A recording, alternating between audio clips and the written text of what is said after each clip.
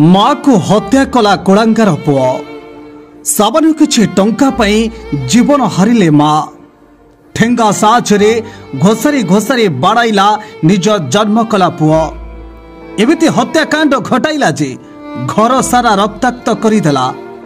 कोड़ांगार पुओ निज माँ को टंका मागुथिला हेले माँ ताको टंका नथिबारु बाड़ी रे पिटी पड़िथिबा ठेंगा साहाय्य बाड़े बाड़े ताको जीवन रे मारिदेला।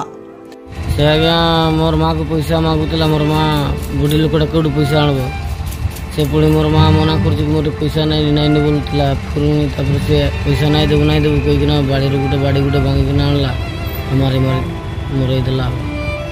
संजय करवा को मोर माँ पैसा नाई देवार पिटी पिटी मारिदेला। घटनाटी घटी जोड़ा ब्लॉक बाबेबारी थाना अधीन जरीबाहार ग्राम गतकाली विलंबित राति जरीबाहार ग्रामर संजय करवा नामक युवक निज माँ को मद पीवा पई टंका मागुथिला हेले बुढ़ी माँ जनक टंका देई नथिले सेथिरे उत्त्यक्त होई प्रथमे गोईठा विधा मारिबा परे निजर राग शांत होई नथिला जे परवर्ती समय बाड़ी रे पड़िथिबा ठेंगा साहाय्य बाड़ई बाड़ई अति निर्मम भावे हत्या करिथिला।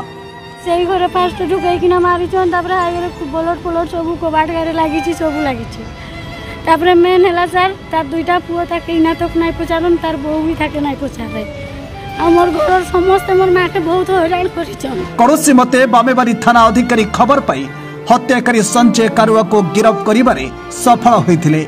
आज बामेबारी पुलिस हत्याकारी को नै सीन रिक्रिएशन करिछि।